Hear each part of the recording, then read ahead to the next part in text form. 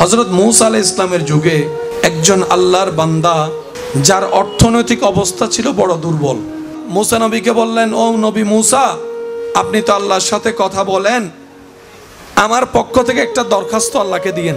সুবহানাল্লাহ। মূসা নবী বলে, কি দরখাস্ত? বলে যে আমার দিনে খাইলে রাতে নাই, রাতে খাইলে দিনে নাই, ভাত আনতেই ফান্তা ফুরাই, এরকম একটা অবস্থা, নুন ফুরাই যায়, ভাত ফুরাই যায়, কি করব আমি? আল্লাহ আমার রিজিকে যা রেখেছেন তা সব একসাথে দিয়ে দিতে বলেন, খাইয়া টাইয়া মরে যায়, শেষ। মানে বারবার এত কষ্ট পাওয়ার দরকার? মূসা নবী আল্লাহকে বললেন, আল্লাহ দোয়া কবুল করলেন, ওই মানুষের রিজিকে তকদিরে যা যা ছিল আল্লাহ সব একসাথে দিয়ে দিছে। দীর্ঘ অনেক বছর পরে ওই রাস্তা দিয়ে মূসা নবী যাওয়ার সময় দেখে ওই মানুষটাই যে এক সময় খাবারে খাবার পায় নাই, পোশাকে পোশাক পায় নাই, সে সুন্দর একটা বাড়ির সামনে দাঁড়িয়ে মানুষকে খাবার খাওয়াচ্ছে। মূসা নবী দেখে বলে, আল্লাহ এটা কি মামলা, এক সময় দেখলাম খাবারে খাবার পায় নাই, এখন থেকে মানুষেরা খাওয়ায়। তার কাপড় ছিল একদম নোংরা, এখন থেকে একদম বাদশার কাপড় পরে আছে, ব্যাপার কি? কোনো না কোনো কারণ তো নিশ্চয়ই আছে, তুমি দয়া করেছো। আল্লাহ পাক বলে যে মূসা তুমি ঠিকই ধরেছো, তাকে আমি সারা জীবনের সব রিজিক একসাথে দিয়ে দিয়েছি, কিন্তু আমার বান্দা কি করেছে জানো? সে নিজে খায় নাই, মানুষকে দিয়ে খাইছে। একটু জোরে বলেন। আমার বান্দা রিজিকে যা ছিল আব্দুল করিমের সব দিছি, আব্দুল করিম একা খায় নাই, সে আত্মীয়কে দিয়েছে, এলাকার মানুষকে দিয়েছে, গরিবকে দিয়েছে, ক্ষুধার্তকে দিয়েছে, বস্ত্রহীনকে দিয়েছে। আর আমি আল্লাহ তো ওয়াদা করেছি যে আমার জন্য আমার সৃষ্টিকে দিবে, আমি আল্লাহ তাকে আরো বাড়াই দিব, তাকে আরো বাড়াই দিব। এবার সে যখন দেওয়া শুরু করলো, আমার বান্দারে যে খাওয়ায়, আমি আল্লাহ তো তার উপবাস রাখতে, তো 50 বস্তা রিজিক দিয়েছি, সে একা খাই নাই, 5 বস্তা নিচে খেয়ে 45 বস্তা যখন অন্যকে দিয়েছে, আমি আল্লাহ ওয়াদা মোতাবেক 45কে 10 গুণ বাড়ে আবার তারে দান করে দিয়েছে। সেজন্য মনে রাখবেন, দিলে রবের জন্য বারে বারে বারে। বলেন আরো জোরে। আপনাদের ঘরে মেহমান আসে, অনেক সময় মেহমান আসলে অনেকের চেহারা, কেউ কারোটা খায় না, যার যার রিজিকেরটা সে খায়। আজকে এখান থেকে যদি কেউ কোনো কিছু পান, এটা এমন নয় যে ওনারা আপনাকে দিয়েছে বলে আপনি পেয়েছেন, না, আপনার রিজিকে ছিল বলে আপনি পেয়েছেন। কারোটা কেউ খায় না ভাই, এটা একদম মাথায় এবং মনে বসায় রাখেন। বাবা সন্তানকে খাওয়ায় না, স্বামীরা স্ত্রীদেরকে খাওয়ায় না, বড়রা ছোটদেরকে খাওয়ায় না, উপার্জনকারীরা অন্য সদস্যদেরকে খাওয়ায় না, যার যারটা সে খায়, সবাইকে একজনে খাওয়ায়। আওয়াজ দিয়ে বলুন তিনি কে? আল্লাহ খাওয়ায়।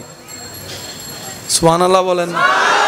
এবার আমার ভাই আমাকে বলবেন, ভাইয়া আমি যদি পরিশ্রম না করতাম টাকা হতো না, টাকা না হলে বাজার, বলেন না ভাই, বাজার না হলে খাবার। আমি আমার ভাইকে বলবো, আপনি একটু খেয়াল করেন, আপনি একজন মানুষ চলার জন্য 1 মাসে কত দরকার, আর আপনি একজনে এখন কত ইনকাম করছেন, হিসাবটা ক্যালকুলেশন করে দেখবেন। যার কাঁধে যতজনের খাবার আছে, আল্লাহ তাকে সেই পরিমাণ ইনকাম করার তৌফিক দেয়। আমি হিসাব বলছি, আপনারা একটু মিলাই দেখবেন। আপনার ঘরের মেম্বার কত যারা আপনার টাকা দিয়ে খায়, চিন্তা করেন। আর একটু জোরে বলেন না। এবার আমি হিসাবটা বুঝাই দিচ্ছি। আপনার ঘরে আছে আপনার মা, আপনার বাবা, আপনার স্ত্রী, আপনার 2 সন্তান, কয়জন? সবাই বলেন কয়জন? এই 5 জনের ভিতরে প্রত্যেক মাসে তাদের পিছনে খাওয়ার পিছনে খরচ হয় 12,000 টাকা। কত? এবার একদিন আপনার মা বাবা মারা গেল, বলেন 5 জনে খরচ হতো মাসে কত? তাহলে 3 জনে কি খরচ কমবে না বাড়বে? আরো জোরে। আরো জোরে। যাদের মা বাবা মারা গিয়েছে তাদেরকে জিজ্ঞেস করেন যে আপনার মা বাবার 1 মাসের খাবার খরচ তো বেঁচে গিয়েছে, সেটা তার বাজার করা লাগে নাই, চাউল খরচ হয় নাই, তরকারি তো হয় নাই, ওষুধ কিনা লাগে নাই, ওই টাকাটা তো জমা দরকার ছিল, কিন্তু খুঁজেও পাবেন না ওই টাকা। সুবহানাল্লাহ বলেন। অর্থাৎ 5 জনের পিছনে খরচ যদি আপনি 6 মাস করেন 12,000 করে, 3 জনের পিছনে খরচ যদি করেন 6 মাস, তখনও দেখবেন আপনি 12,000-ই পাবেন, ওগুলার খুঁজে পাবেন না। কারণ যার যার রিজিক নিয়ে সবাই এসেছে, আবার রিজিক নিয়ে সবাই, রিজিক শেষ বিদায়। মানুষ যত শুকরিয়া আদায় করে তত বেশি তার শান্তিতে থাকার অভ্যস্ত হয়। মানুষ যত বেশি শুকরিয়া আদায় করে অন্তর থেকে, তার ব্রেন তত রিল্যাক্স হতে থাকে, মন তত সুপ্রসন্ন হতে থাকে। এই শুকরিয়ার বিষয়টাকে আপনি ইসলামের চোখ দিয়ে যখন দেখবেন, রব্বুল আলামিন বলে, বান্দারে তুই আমার নিয়ামত পেয়ে শুকরিয়া আদায় করতে থাক, আমি নিয়ামতও বাড়াই দিব, টেনশনও কমাই দিব। সুবহানাল্লাহ জোরে বলি। যে বান্দার জীবনে রবের শুকরিয়া আদায় করার অভ্যাস বেশি, তার নিয়ামতও বেশি, টেনশনও। চেহারা সবার ভিন্ন হতে পারে, নামও সবার আলাদা আলাদা হতে পারে, এলাকা ওয়ার্ডও সবার ভিন্ন ভিন্ন হতে পারে, কিন্তু কিছু বিষয়ে সবার পরিস্থিতি এক। তন্মধ্যে একটা বিষয় হচ্ছে, অনেক কিছুই আছে কিন্তু এইখানে শান্তি, আমি শুনি নাই আওয়াজ, আরো জোরে বলেন। এই জায়গাটাতে শান্তি, টাকাওয়ালার এখানে শান্তি, গাড়িওয়ালার এখানে শান্তি, বাড়িওয়ালার এখানে শান্তি। এবার আপনাদের কাছে আমি মন্তব্য জানতে চাই, সবই আছে, অন্তরে শান্তি নাই। যদি এমনটা হয় পরিবেশ, তাহলে পেলাম কি? প্রশ্ন একটা থেকে যায়। কারণ সবাই যাই কিছুই করে না কেন, শান্তি পাওয়ার জন্যই করে। একটু জোরে বলেন না। মানুষ বড় আশা করে, স্বপ্ন দেখে, ফুলের মালা গলায় পড়ে বিয়ে করে শান্তি পাওয়ার আশায়। বিয়ে করার পরে দেখে শান্তির মা, বলেন না শান্তির মা। আমি বুঝওয়ালা মানুষ যারা আছেন, একটু মনোযোগ চাচ্ছি আপনাদের সবার। বর্তমানে কি রোগ কমতেছে না বাড়তেছে? ডাক্তারের কাছে গেলে দেখবেন ডাক্তারে সুস্থ থাকার জন্য যতগুলা পরামর্শ দেয়, তার মধ্যে একটা পরামর্শ দেয়, টেনশন বেশি করবেন না, টেনশন বেশি করবেন না। এই কথাটা বারবার বলে। এবার বলেন, কেউ কি ইচ্ছা করে টেনশন করে? কেউ কি নিজের থেকে টেনশনটা নেয়? তো ডাক্তার তো পরামর্শ দিল, ভালো পরামর্শই দিয়েছে। টেনশন করলে আপনার শরীরটা দিন দিন অসুস্থতার দিকে চলে যাবে।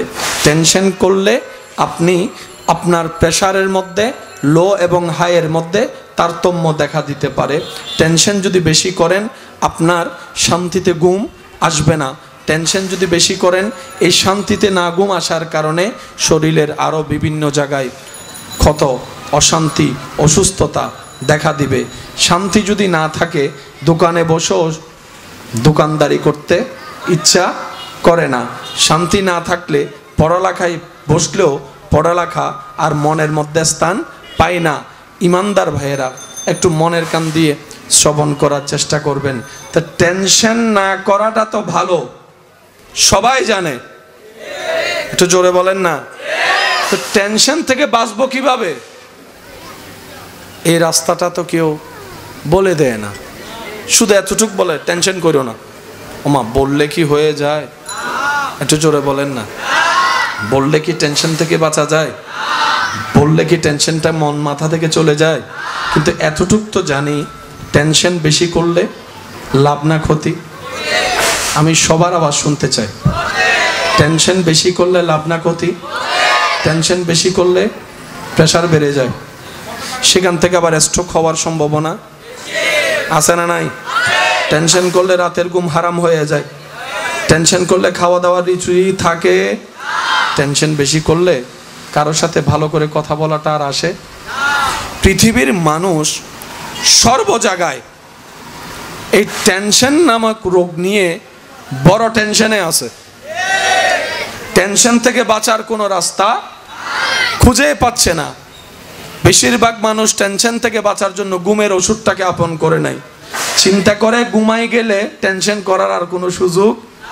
কিন্তু ঘুমের ওষুধকে আজীবন তো আর বাঁচা যায় না।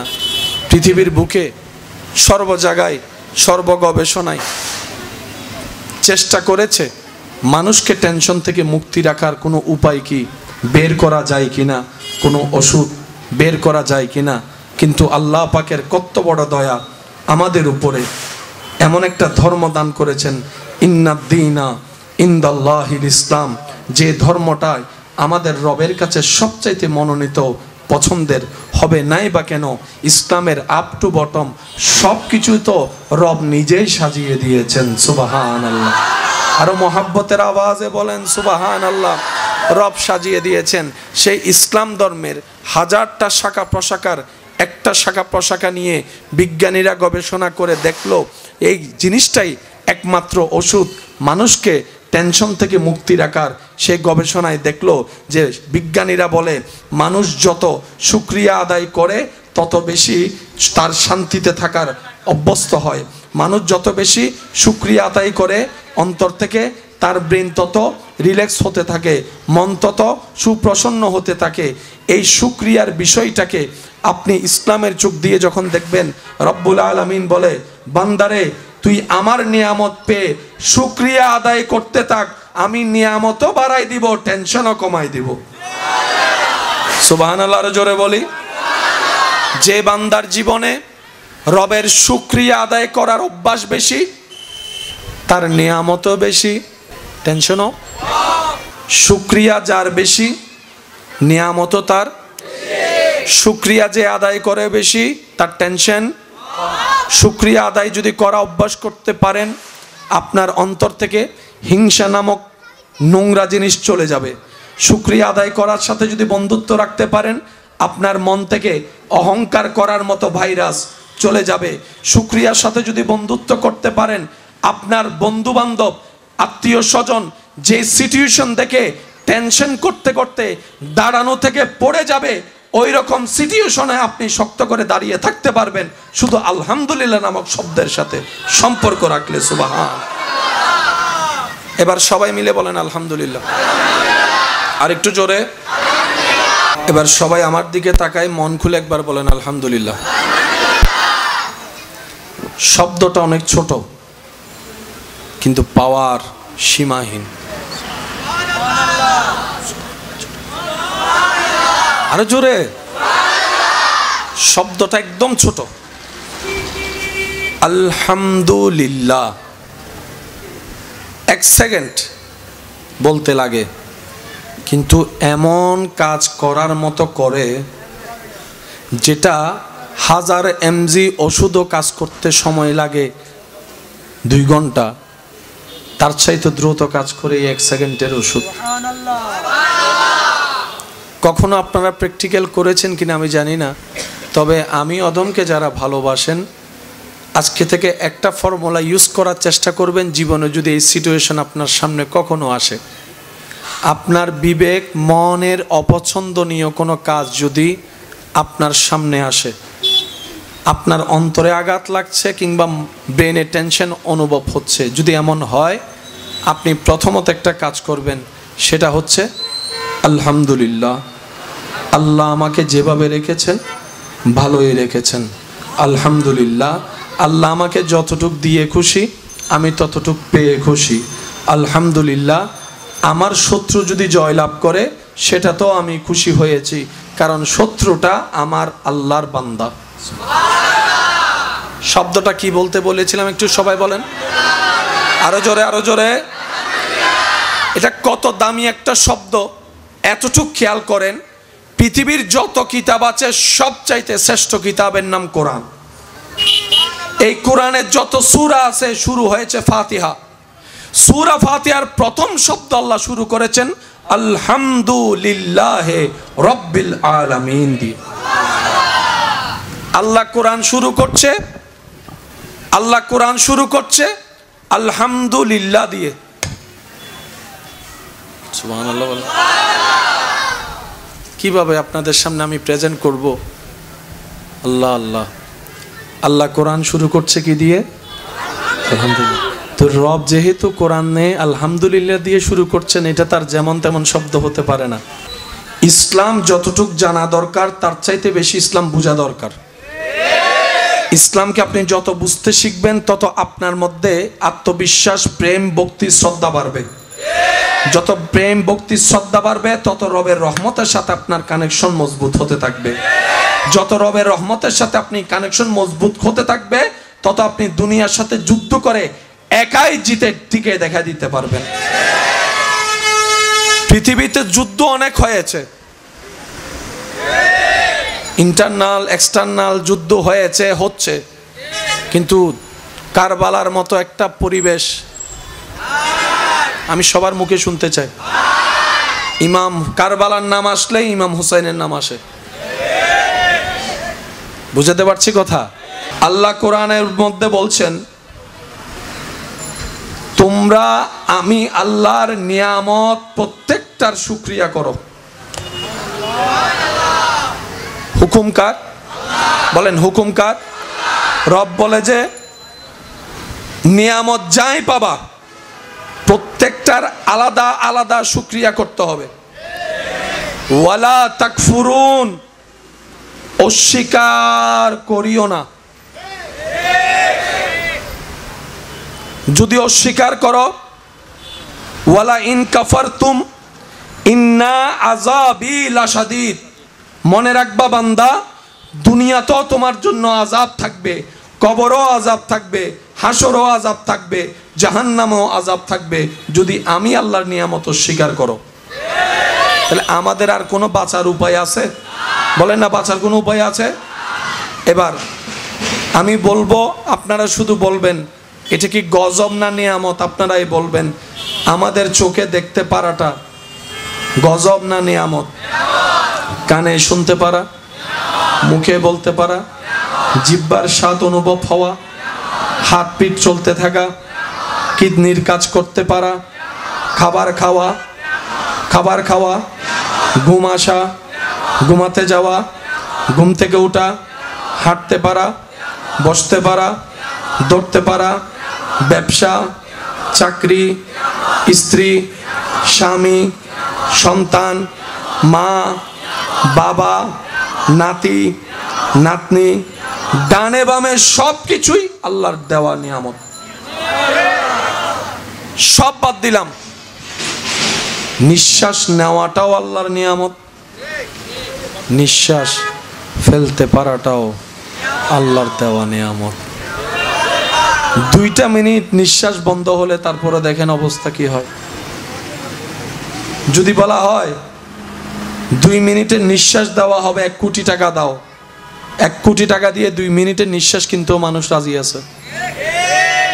কথা বলেন ভাই? সবকিছু কার দেওয়া নিয়ামত। আর আল্লাহ বলছেন প্রত্যেকটা নিয়ামতের আলাদা আলাদা কি করতে হবে? শুকরিয়া। এবার বলেন, আমি সবাইকে একটু জানতে চাই, আলাদা আলাদা ভাবে আল্লাহর প্রত্যেকটা নিয়ামতের যদি আপনাকে আমাকে শুকরিয়া করতে হয় তাহলে জীবনে আর দুনিয়ার কোনো কাজ করা যাবে? তখন কি করতে হবে? আলহামদুলিল্লাহ, আলহামদুলিল্লাহ, আল্লাহ শুকরিয়া, আল্লাহ শুকরিয়া, শুনছি শুকরিয়া, বলছি শুকরিয়া। এই শুকরিয়া করতে করতে আর জামাই বউ কথা বলার সুযোগ, বলে না স্বামী স্ত্রী কথা বলার সুযোগ, শুধু শুকরিয়া শুকরিয়া শুকরিয়া শুকরিয়া এটাই করতে হতো। কিন্তু আল্লাহ আমাদেরকে এমন একটা নবী দান করেছেন দয়া করে, যে নবীর মাধ্যমে আমাদের পুরা জীবনটাই সহজ হয়ে গেছে। আমি শিক্ষিত সমাজের স্কুল কলেজ ভার্সিটির ভাই যারা আছেন আপনাদের একটু মনোযোগ চাচ্ছি।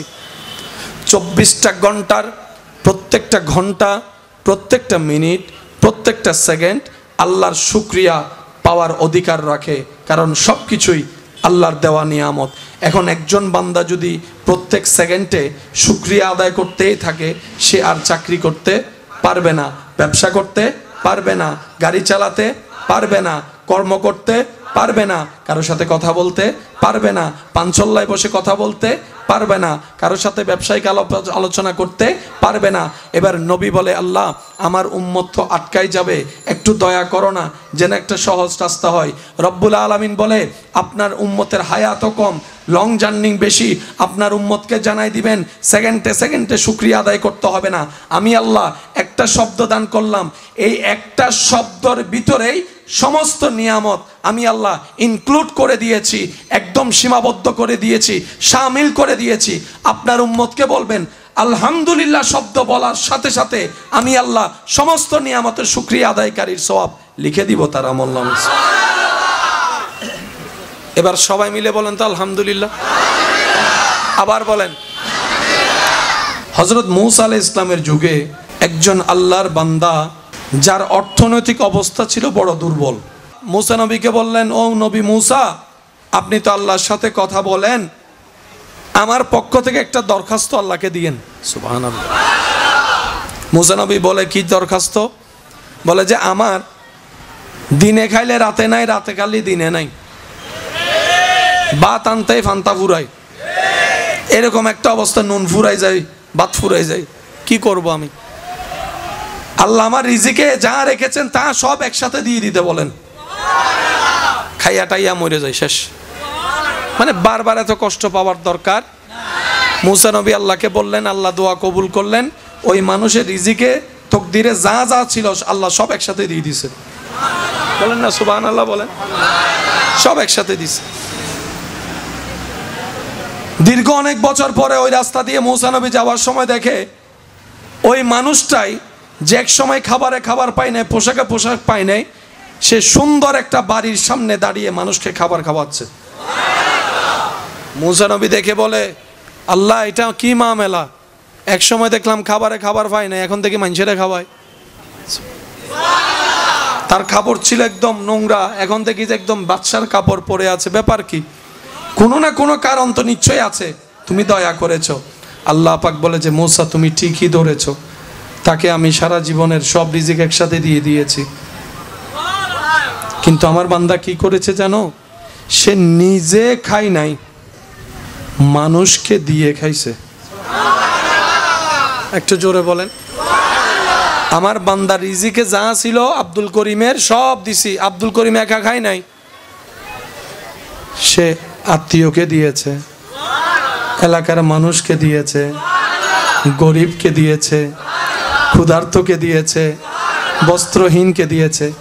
আর আমি আল্লাহ তো ওয়াদা করেছি যে আমার জন্য আমার সৃষ্টিকে দিবে, আমি আল্লাহ তাকে আরো বাড়াই দিব, তাকে আরো বাড়াই দিব। এবার সে যখন দেওয়া শুরু করলো, আমার বান্দারে যে খাওয়ায়, আমি আল্লাহ তো তার উপবাস রাখতে, তো 50 বস্তা রিজিক দিয়েছি, সে একা খাই নাই, 5 বস্তা নিচে খেয়ে 45 বস্তা যখন অন্যকে দিয়েছে, আমি আল্লাহ ওয়াদা মোতাবেক 45কে 10 গুণ বাড়ে আবার তারে দান করে দিয়েছে। সেজন্য মনে রাখবেন, দিলে রবের জন্য বাড়ে বাড়ে বাড়ে। বলেন আরো জোরে। আপনাদের ঘরে মেহমান আসে, অনেক সময় মেহমান আসলে অনেকের চেহারা, কেউ কারোটা খায় না, যার যার রিজিকেরটা সে খায়। আজকে এখান থেকে যদি কেউ কোনো কিছু পান, এটা এমন নয় যে ওনারা আপনাকে দিয়েছে বলে আপনি পেয়েছেন, না, আপনার রিজিকে ছিল বলে আপনি পেয়েছেন। কারোটা কেউ খায় না ভাই, এটা একদম মাথায় এবং মনে বসায় রাখেন। বাবা সন্তানকে খাওয়ায় না, স্বামীরা স্ত্রীদেরকে খাওয়ায় না, বড়রা ছোটদেরকে খাওয়ায় না, উপার্জনকারীরা অন্য সদস্যদেরকে খাওয়ায় না, যার যারটা সে খায়, সবাইকে একজনে খাওয়ায়। আওয়াজ দিয়ে বলুন তিনি কে? আল্লাহ খাওয়ায়। সুবহানাল্লাহ বলেন। এবার আমার ভাই আমাকে বলবেন, ভাইয়া আমি যদি পরিশ্রম না করতাম টাকা হতো না, টাকা না হলে বাজার, বলেন না ভাই, বাজার বাজার না হলে খাবার। আমি আমার ভাইকে বলবো, আপনি একটু খেয়াল করেন, আপনি একজন মানুষ চলার জন্য এক মাসে কত দরকার, আর আপনি একজনে এখন কত ইনকাম করছেন, হিসাবটা ক্যালকুলেশন করে দেখবেন। যার কাঁধে যতজনের খাবার আছে আল্লাহ তাকে সেই পরিমাণ ইনকাম করার তৌফিক দেয়। আমি হিসাব বলছি, আপনারা একটু মিলাই দেখবেন। আপনার ঘরের মেম্বার কত যারা আপনার টাকা দিয়ে খায়, চিন্তা করেন। আর একটু জোরে বলেন না। এবার আমি হিসাবটা বুঝাই দিচ্ছি। আপনার ঘরে আছে আপনার মা, আপনার বাবা, আপনার স্ত্রী, আপনার 2 সন্তান। কয়জন? সবাই বলেন কয়জন? এই 5 জনের ভিতরে প্রত্যেক মাসে তাদের পিছনে খাওয়ার পিছনে খরচ হয় 12,000 টাকা। কত? এবার একদিন আপনার মা বাবা মারা গেল, বলেন বলেন, 5 জনে খরচ হতো মাসে কত? তাহলে 3 জনে কি খরচ কমবে না বাড়বে? আরো জোরে, আরো জোরে। যাদের মা বাবা মারা গিয়েছে তাদেরকে জিজ্ঞেস করেন যে আপনার মা বাবার 1 মাসের খাবার খরচ তো বেঁচে গিয়েছে, সেটা তার বাজার করা লাগে নাই, চাউল খরচ হয় নাই, তরকারি তো হয় নাই, ওষুধ কিনা লাগে নাই, ওই টাকাটা তো জমা দরকার ছিল, কিন্তু খুঁজেও পাবেন না ওই টাকা। সুবহানাল্লাহ বলেন। অর্থাৎ 5 জনের পিছনে খরচ যদি আপনি 6 মাস করেন 12,000 করে, 3 জনের পিছনে খরচ যদি করেন 6 মাস, তখনও দেখবেন আপনি 12,000-ই পাবেন। ওইগুলার খুঁজে পাবেন না, কারণ যার যার রিজিক নিয়ে সবাই এসেছে, আবার রিজিক নিয়ে সবাই, রিজিক শেষ, বিদায়। মাদ্দাজিল্লুল আলীর সভাপতিত্বে আজকের এই সজ্জিত আজিমুশ-শান নূরানি ইমানি মাহফিলের মান্যবর প্রধান আলোচক আমার প্রাণপ্রিয় ভাই, সুন্নিয়তের অতন্ত্র প্রহরী, রৌনকে আহলে সুন্নাত, রৌনকে মিল্লাত, মুজাহিদ আহলে সুন্নাত, হযরতুল আলহাজ আল্লামা মাওলানা মুহাম্মদ তারেক আবিদিন আল কাদেরী মাদ্দাজিল্লুহুল আলী সাহেব, আজকের মাহফিলের সম্মানিত বিশেষ আকর্ষণ, রৌনকে আহলে সুন্নাত, রৌনকে মিল্লাত, হযরতুল আলহাজ আল্লামা হাফেজ কারি মৌলানা মুহাম্মদ আব্দুল হালিম আল কাদেরী মাদ্দাজিল্লুহুল আলী সাহেব নাতে রাসূলের খেদমত নিবেদন করেছেন শায়েরে আহলে সুন্নাত, শায়ের মৌলানা মুহাম্মদ জাহিদুল ইসলাম আল কাদেরী বারাকাল্লাহু ফি হায়াতি। উপস্থিত এলাকার মান্যবর ব্যক্তিবর্গ, মুরব্বিয়ানে আজম, স্কুল কলেজ ভার্সিটি মাদ্রাসার প্রাণপ্রিয় ছাত্র ভাইয়েরা, ব্যবসায়ী চাকরিজীবী ভাইয়েরা, আল্লাহর প্রেমিক, নবীর প্রেমিক, ইমানদার ভাইয়েরা, আসসালামু আলাইকুম ওয়া রাহমাতুল্লাহি তাআলা ওয়া বারাকাতুহু। ওয়া আলাইকুম আসসালাম ওয়া রাহমাতুল্লাহি ওয়া বারাকাতুহু। সরে যেতে হবে ম্যালেক্সিটি।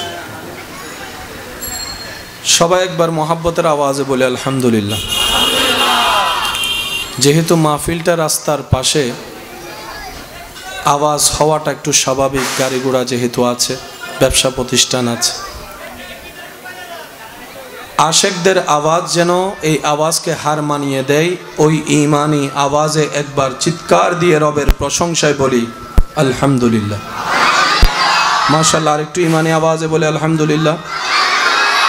আল্লাহ দয়া করে আমাদের সবার জীবনের কবিরা সগীরা গুনাহ মাফ করে দিন। আল্লাহ মেহেরবানি করে আমাদের সবার মা বাবার গুনাহ মাফ করে দিন। আমাদের যত আত্মীয় স্বজন এবং এই এলাকায় যত কবরবাসী এই মুহূর্তে কবরের কঠিন আযাবে কষ্ট পাচ্ছে, আল্লাহ দয়া করে প্রত্যেকটি কবরবাসীকে আযাব থেকে মুক্তি দান করুক বলি আমিন।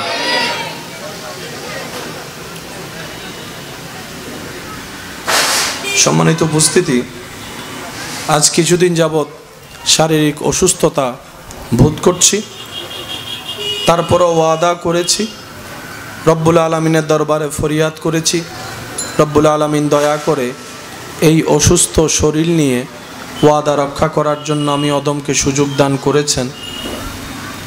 আমি সকলের কাছে আশা রাখব, বিনয়ের সাথে নিবেদন রাখব, আল্লাহ তাআলা আমি অধমকে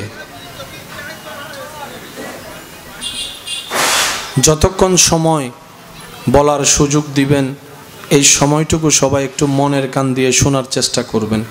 বলি ইনশাআল্লাহ। আর একটু জোরে বলি। আর আমাকে একটু আওয়াজ দিয়ে সহযোগিতা করতে হবে আল্লাহর সন্তুষ্টি হাসিলের লক্ষ্যে। আওয়াজ দিয়ে একটু সহযোগিতা কি আপনারা করতে রাজি আছেন?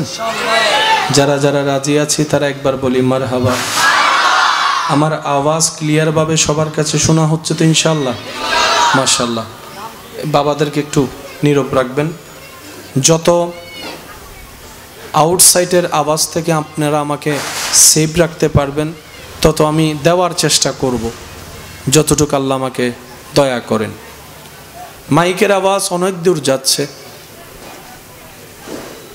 যে যেখান থেকে এই আওয়াজ শ্রবণ করছি চেহারা সবার ভিন্ন হতে পারে, নামও সবার আলাদা আলাদা হতে পারে, এলাকা ওয়ার্ডও সবার ভিন্ন ভিন্ন হতে পারে, কিন্তু কিছু বিষয়ে সবার পরিস্থিতি এক। তন্মধ্যে একটা বিষয় হচ্ছে অনেক কিছুই আছে কিন্তু এইখানে শান্তি। আমি শুনি নাই আওয়াজ, আরো জোরে বলেন। এই জায়গাটাতে শান্তি, টাকাওয়ালার এখানে শান্তি, গাড়িওয়ালার এখানে শান্তি, বাড়িওয়ালার এখানে শান্তি,